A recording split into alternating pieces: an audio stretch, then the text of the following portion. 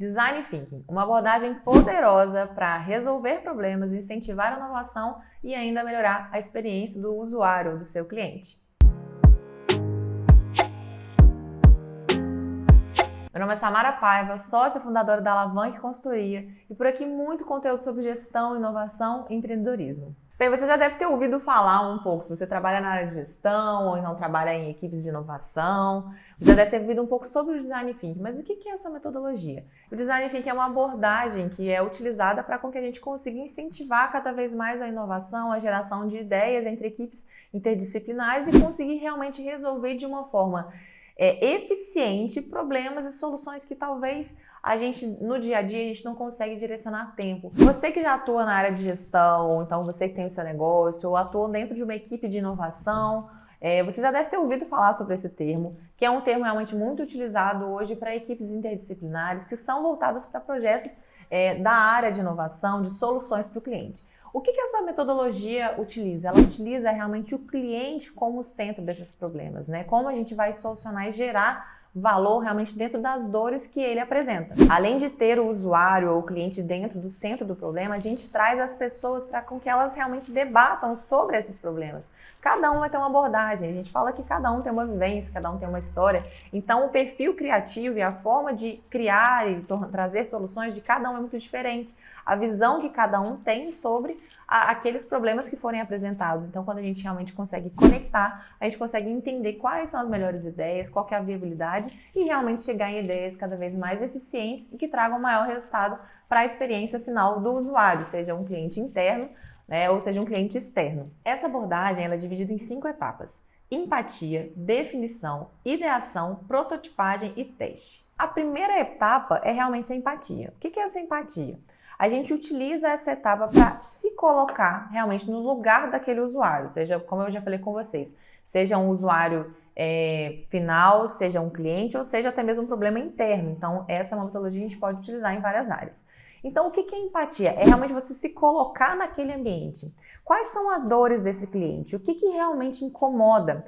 Às vezes, a gente acha que um cliente está pedindo uma determinada solução, mas quando você enxerga o problema a fundo, você consegue entender que, na verdade, a solução que ele precisa, ele está, às vezes, só resolvendo um problema superficial, você não está resolvendo o problema final, o problema real daquele cliente. Então, a etapa de empatia é realmente a definição de quais são as dores, o que esse cliente passa, quais as situações ele vive, o ambiente em que ele está, quais são os costumes desse cliente, porque quando a gente fala de uma solução, a gente precisa pensar como é que ela vai ser implementada, como é que esse usuário vai realmente utilizar essa solução, como vai ser viável no dia a dia dele. Então a gente precisa pensar dentro dessas etapas. Existe uma ferramenta que eu gosto muito, que ela se chama mapa de empatia. Dentro desse mapa de empatia, a gente consegue entender qual é a visão desse usuário, o que permeia o ambiente onde ele vive, qual é a idade, quais são os costumes, o que ele faz, o que realmente é um problema, qual que realmente é a dor. Geralmente esse cliente, esse usuário, ele vai falar que a dor ela é algo mais, às vezes até mesmo sensorial, às vezes de sentidos, ou então que impacta no dia a dia deles. E talvez a solução que você vai ter que fazer vai ser uma solução muito técnica, muito operacional. Então, quando você começa a colocar o cliente, o usuário no meio, e você se coloca, você enxerga com o olhar dele, eu acho que essa é a principal visão. Você criar essa empatia para você enxergar com o olhar dele o que ele vive.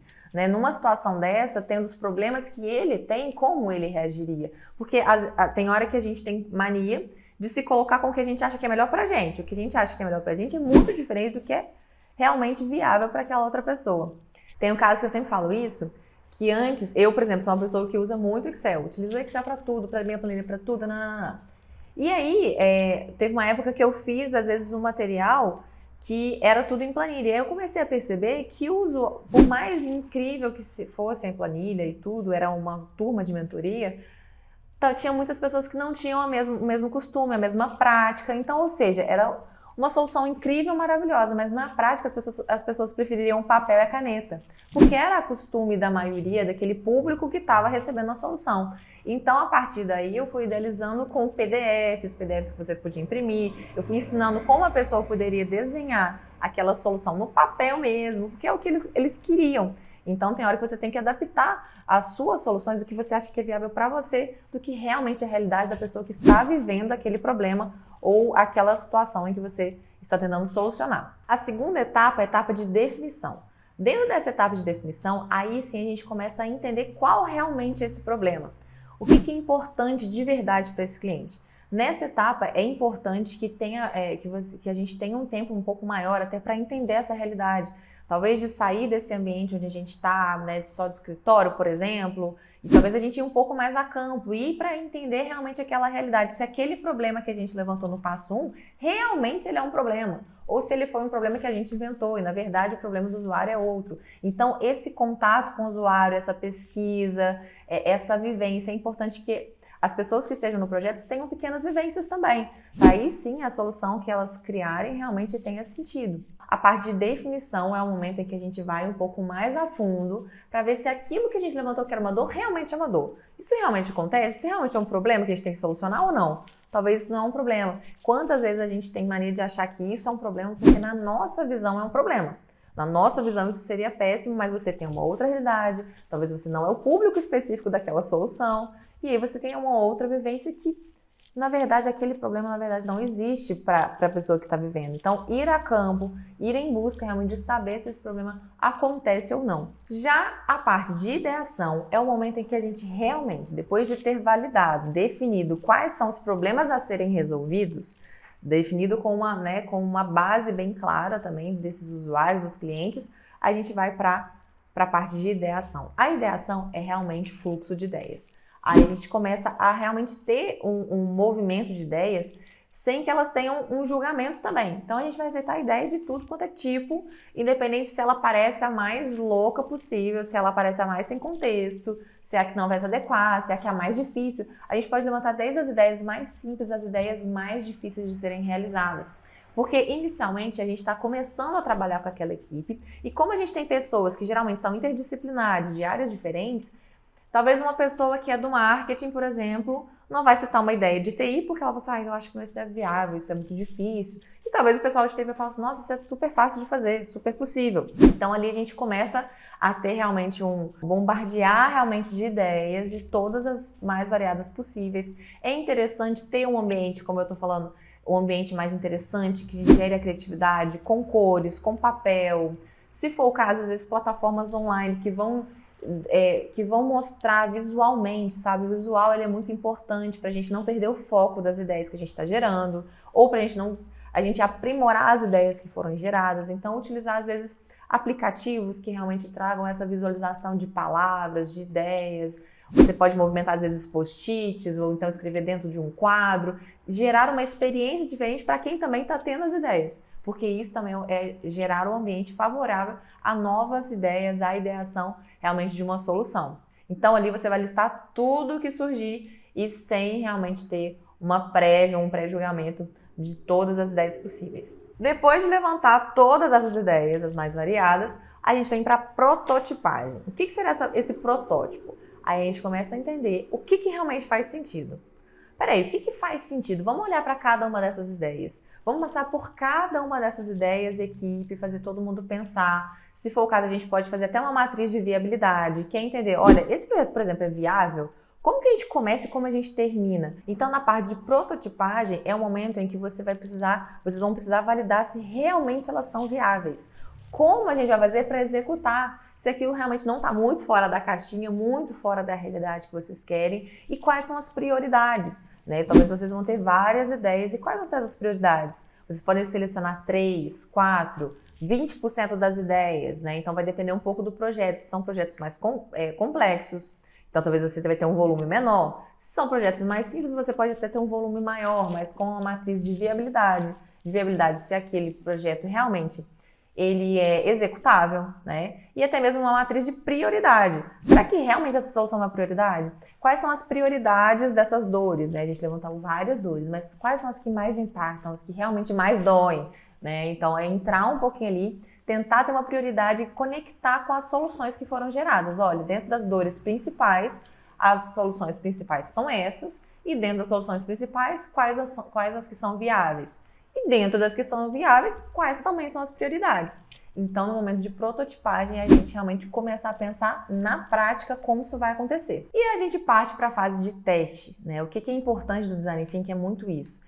É a parte de criatividade com a solução e principalmente colocar um protótipo para teste, porque não necessariamente você precisa construir a solução inteira e depois testá-la. Esse geralmente é um dos maiores erros e até mesmo gastos desnecessários de tempo ou de investimento que acontecem talvez em alguns projetos ou então em novas empresas que estão surgindo, porque elas investem muito numa solução completa, sem mesmo saber se a solução básica realmente atinge, se o básico que você pensou realmente faz sentido para essa sociedade, né? Para esse público que você está construindo. É importante que nessa etapa teste a gente comece a validar esse protótipo. Dentro desse protótipo, o que eu preciso fazer para colocar para testar? Então a gente vai listar o que vai ser necessário para colocar para testar.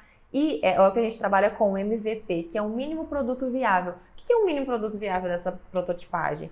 Eu preciso realmente construir um software do zero, com todas as ferramentas, todas as soluções viáveis possíveis. E aí sim eu vou tentar vender no mercado. Esse é um dos maiores erros que a gente faz. Então, como eu posso começar com o simples, com o básico? Às vezes de uma ferramenta, será que eu posso partir para um formulário? Ou então eu posso fazer uma mini planilha, por exemplo, nesse caso, sabe? E à medida que você for tendo contato com o cliente e recolhendo feedbacks, aí sim você vai aprimorando o seu produto. Você vai criando, você vai idealizando. Então, nada melhor do que você colocar para testar. Então, não perca muito tempo só em desenhar a solução.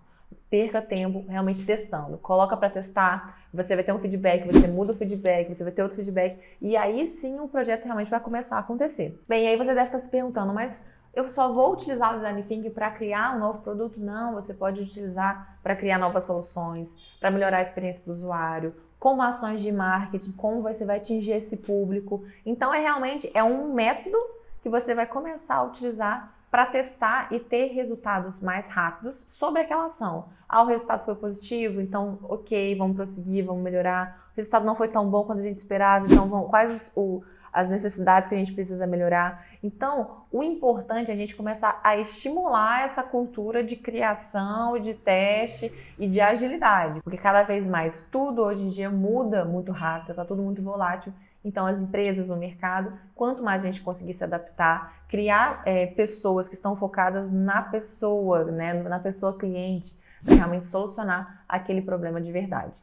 Bem, se você gostou desse conteúdo, compartilha com uma pessoa que também trabalha muito com inovação, que trabalha com gestão de equipes, com equipes interdisciplinares, que é fundamental você fazer essa conexão e liderar essas equipes para com que elas tenham os melhores desempenhos em conjunto, né, para um projeto realmente gerar uma solução ideal para o cliente final.